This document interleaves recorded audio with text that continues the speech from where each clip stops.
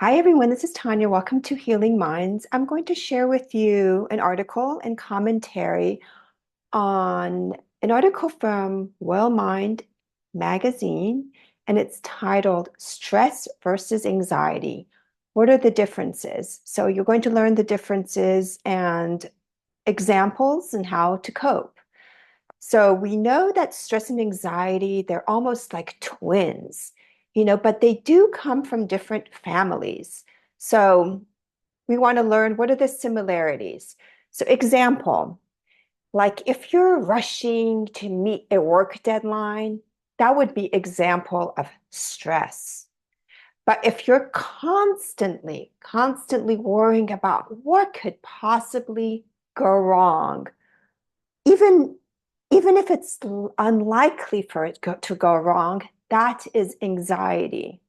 So, for example, have you ever felt your heart race because you have to give a presentation or you have to take an exam, or possibly you're caring for a loved one with an illness, or even taking care of yourself for an illness?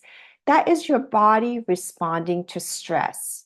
So it's amazing how the body does change when it is faced with challenges. So the article does explain like things like muscle tension, again, you got that rapid heartbeat, you have that excessive sweating, and you can have the changes in mood, which is irritability and difficulty breathing, which sometimes can get into panic attacks, which is an episode of its own. And also, it continues to share that anxiety. What is anxiety? It's the fear, the worry, the dread, the anticipation of an event. So it's that nagging voice in your head where sometimes you feel like it doesn't stop. And it's like an alarm. It's an alarm, even if there is no danger. Obviously, it's an alarm for when there is actual danger. So it can kind of work both ways. And sometimes in that overwhelming anxiety, it gets in that stuck mode of what if? And you can like go throughout, this has happened to me before, a whole list of what if events. And your list is so long and it's just exhausting, really can exhaust one. And also, anxiety can be a reaction to stress. So even if you're in a calm, safe place, but you still have this uneasy feeling, still, that's anxiety. So I know some of you have felt this way. It can be after a tough breakup, after a job loss, divorce, financial loss. Maybe the stress has faded, but the worry is still lingering. It's just annoying and it's like follows you everywhere. And to describe the symptoms, describing stress versus anxiety symptoms that they talk about is in response to a misfortune, whether it is real or imagined, your body's going to release hormones. And these are the chemical hormones or chemical messengers called cortisol and adrenaline. So it's like when your heart races, your breathing is quickening, and you're suddenly scared. That is the cortisol, and the adrenaline is kicking in. It's alarming the body. It's shooting out that bell. And it's like getting your body ready to respond, or what am I going to do? So those symptoms can be associated with stress or anxiety. And these hormones play a very common role in anxiety. So it's like if you have ever experienced chronic stress, it drips like a little at a time, the stress, a little over time. It's like a little drop of water, but after a while, it's like the sink has overflowed. It's like flooding and it's flooding and it's flooding, and you're thinking, oh my gosh, I am just feeling anxious every single day because just life is stressful. I'm juggling work, I'm taking care of kids, I'm helping myself because I'm dealing with a chronic illness, or I'm taking care of a family member with a whatever it is. It's like your stress is growing bigger and bigger and bigger. And of course, it can be difficult and lead to physical problems too. So, how do you cope? How do you cope with anxiety and stress? So, they are tough. I know there's no doubt about them, but you do have to find ways to cope with them. It's almost like you're preparing for battle, and it's that enemy within you. You've got to know, like, how am I going to face you? How, or that friend or somebody annoying person that you can't get rid of, but they're just following you all over the place. So, first of all, identifying your triggers can help your stress and anxiety before it takes control of you. It's so empowering to realize that if you learn the right tools, you can regain some control of it. It's just like doing something for the first time, and it's so challenging, but over time, you kind of get used to it and you learn how to deal with it. And it feels like maybe you have a little control each time dealing with it. And so, again, healing, I don't know about healing with stress because sometimes stress can be chronic. But if you're feeling stressed and you're like, oh my gosh, things are just piling up. So, one of the first things you can do is create a routine. The routine starts first with looking after yourself. It might be very hard when you're overwhelmed and you're thinking, oh, how am I going to take care of myself? This is just too much. But taking those small breaks for yourself, whether it's getting outside in nature just for a few minutes, putting down your phone and social media for a while can take a huge difference. You need those little mini breaks throughout the day to reset your mind and body. So that's for any time you have a rough day. So encouraging yourself to take care of yourself and saying, I know this is a rough day. This is stressful. This is overwhelming. What am I going to do to help myself? Because I do need to survive it, right? And other things is like you're creating a healthy daily routine. Creating healthy daily routines, even though it sounds difficult during stressful times, you have to do that for yourself. But not being so rigid that rigidity creates more stress. So that depends on your life. So you need to take care of yourself a little at a time every day, and don't expect everything will blossom or be perfect the next day because it just won't. It definitely won't. And it may be something you got to deal with days, weeks, months, sometimes years, but it has to be some kind of self-care routine. And sometimes it's trial and error. You got to try, like, what do I need to do? Do I need a little nap to reset my mind? Do I need that 10-minute walk to reset? Do I need to talk to someone? So that's something really personal to you that you would have to figure it out for yourself. And also setting realistic goals for yourself. You're already going through a hard time. Why make it harder for yourself? Bigger tasks, try to break it down to more manageable chunks that you can do. It's just like when you're cleaning your house, you're like, oh my gosh, this is just like so messy. I know I'm going to do it myself. I don't have a maid. But if you do it one step at a time, like I'm going to tackle one room at a time, one section of the room at a time, not do it all at once until like I'm complete with it. And that's the same thing with your self-care routine. And another thing that makes a difference, sometimes you just hold things in and it's like, oh God, the burden is so hard to carry. Sometimes just talking things out with someone can make a big difference. And understanding you're not alone in your stress. Other people feel stressed because sometimes when you're thinking like, oh, I'm alone in my stress until I vent to a family member, therapists are a friend that maybe if you're opening up, not everyone, obviously you can't open up to everyone, but people you trust and I can actually listen to you, you might feel the same and they might be comfortable to open up with you too, to offer support with each other.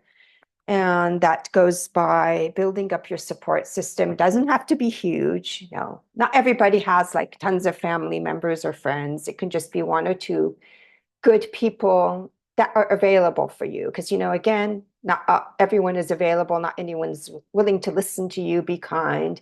So it does take a little bit work to find that strength in someone else that you can rely on, one or two people or more. And another advice is avoiding drugs and alcohol. Everyone knows they go to their unhealthy, and it's very human going to unhealthy coping mechanisms. It's so like normal to do that. And it's just, it numbs your feelings just temporarily. You're thinking, oh, I'm feeling good about this because I'm just numbing it with this unhealthy coping mechanism. But at that moment, first of all, give your forgiveness on that because everyone has those unhealthy coping mechanisms. It's eventually down the line, down the journey of recognizing them and saying, hey, I don't want to do that anymore because in the long time, it really doesn't do me any good and it's not helping me and it's making me feel icky. So, and giving more examples and advice that hopefully some of these help you or help you think of some examples is saying no when it's necessary. For you people out there that you have so many demands and people are requesting things from you, it depends on your life. You might not have this.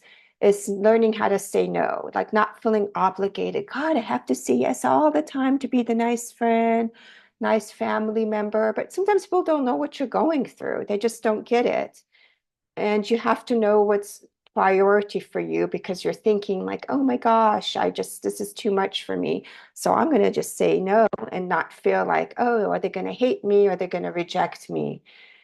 And with time depending on your life, then you're able to say yes to things that feel better for you or better aligned for you. So again, coping with anxiety can feel like you're navigating through the fog. You're just disoriented. You're overwhelmed. But there's steps to take that can clear your path. Every little step is progress. Some people always want huge differences, and that's just not realistic. It's being hard on yourself.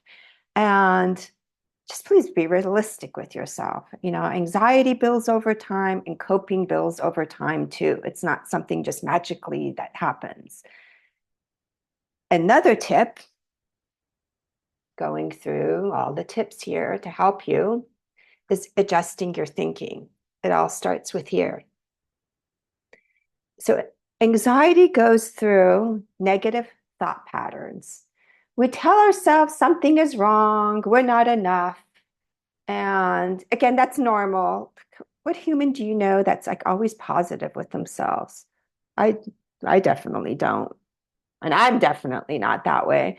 But anyway, eventually, when you get to that point, you learn better narratives that you can create instead of focusing on what if this, what if that, what if that, what if this is going to happen? Oh my gosh. You can notice those negative thoughts and then you can counter it with something positive or something reassuring or create different scenarios. It all different. It all matters of how your mind works. All of our minds don't work the same way. So even if I give a tip to someone else, it's hard because it's like, no, my mind doesn't work that way. So you have to find out how your thinking works and how you can make it a little bit beneficial for who you are. That's for that tip. Next tip is facing your fears. Oh, how many people have heard the word fear? Oh, it's normal, it's part of life, and it's not a big deal. No, actually, it is a big deal because for some people, it's just debilitating. And it's not just like the fear of like, oh, I got to climb a mountain. Who in the world has to climb mountains? No, no, I mean, that was literally. But sometimes just surviving in life is like climbing a mountain and you're thinking, oh my gosh, I'm going to get to the next day. It's just taking those small, little, those tiny steps, even though for some people it's huge, to create more confidence in yourself that you can get back on track after trying times. And yeah. And again, facing fears is it's hard to give examples because you're going to have your own fear that's going to be different from mine or different from someone else is so that is something that you have to face and not make it feel as dreadful as it is. Another example is, oh, I'm going to hate this one. Avoid caffeine. I love my morning black coffee, caffeinated coffee. The caffeine may be a sneaky trigger for anxiety. Ugh. So that even though you need that pick me up in the morning, actually I drink my coffee in the morning because I think it's good for me now. But I remember eliminated it when I was going through highly stressful, anxiety provoking times, and I eliminated my coffee and went to like an herbal tea. Ooh. But just reducing it, see how your body reacts to it, because all our bodies react differently. So see if reducing it, maybe not avoiding it in the beginning, but maybe you have to just to test it out for your own self. And other things you can do, I'm sure there's a lot of self-care apps for anxiety that can help you with soothing sounds, mindfulness exercises. You can explore that. And you can also try relaxation anxieties, ways to calm your body, like breathing, guided imagery, painting. So something creative, something that makes you feel like, hey, I'm going to disconnect right now. Oh, I have too much anxiety. I'm gone. I need my 5 to 10 minute break. Bye bye. You have to look for it for yourself. And then we have mindful exercises, mindful exercise techniques. Those are things like meditation, yoga, or just simply noticing your surroundings. Like, hey, I see this beautiful bird flying by. No, I don't know, but it's something, again, disconnect from your chaotic outer world and go to an escape and just try to just relieve some of that anxiety that you have. Another tip is ground yourself with the 3-3-3 rule for anxiety. What is that rule? To bring your mind back to the present when anxiety is taking you over because it's taking you somewhere else. Hello, you need to come back.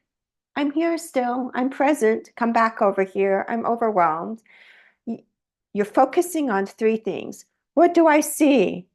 Oh, I see a crystal owl on my desk. I don't know. What do I hear? Oh, I think I hear the sound of the heater. What am I touching? Oh, I'm touching a pen. Anyway, you get the point. That's something that you can practice and reminding yourself to breathe.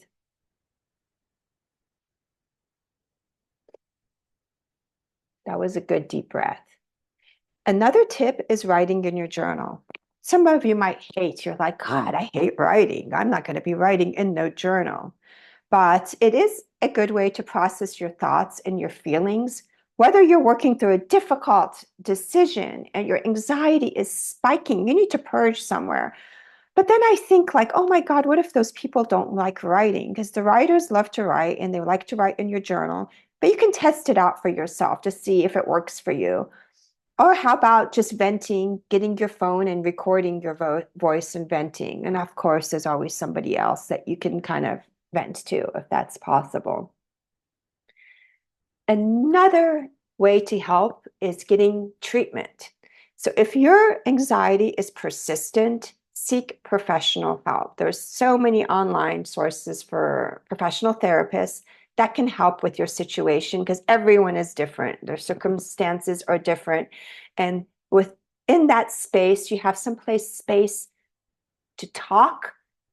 They can help you with different therapeutic modalities and possibly, I'm not saying this, I'm just saying it's available, is medication, which you would need to see a psychiatrist. So you don't have to do this alone, and you can have support when it's needed, especially if you have really bad anxiety with panic attacks. And so another important point, this article, is can stress turn into anxiety? Absolutely. Stress can turn into anxiety, especially when it is chronic and it affects your daily life. It's a small crack that gets bigger and it just falls apart. And sometimes it's hard because sometimes we do get to that state. And I understand if you have like got into the big crack state, and that's when you really need to get help and find ways to manage stress and get really good coping mechanisms so you can help when you're feeling overwhelmed when it hits. It's good to do it before that tipping point, but I understand people have actually went to that cracking point where it just explodes and everything is bad. And that's when you really need to reach out for help and get that one-on-one attention that you deserve. There's no shame. Please don't say there's shame in getting support. It's a good thing. And sometimes family or friends are unable to help you. I mean, really, I know they're unable to help you, some of them, whether they don't have the time, they're busy, or they dismiss you. So make sure you get professional help. And remember, getting help is a sign of strength. There's nothing weak about that. Anyone who says that, I don't understand. So you don't have to do this alone. Talking to someone can make all the difference. And I hope you got some benefit from this video. And don't forget, you can share comments of anything that has helped you with anxiety or stress. Help other people. And thank you for so much for listening. Until next time, I hope you are able. You can't avoid anxiety and stress, but you can find ways to manage them. And I know it can be hard sometimes, but I know you can do it. And thank you so much for listening, everyone. Hope you can do anything you can to help manage life.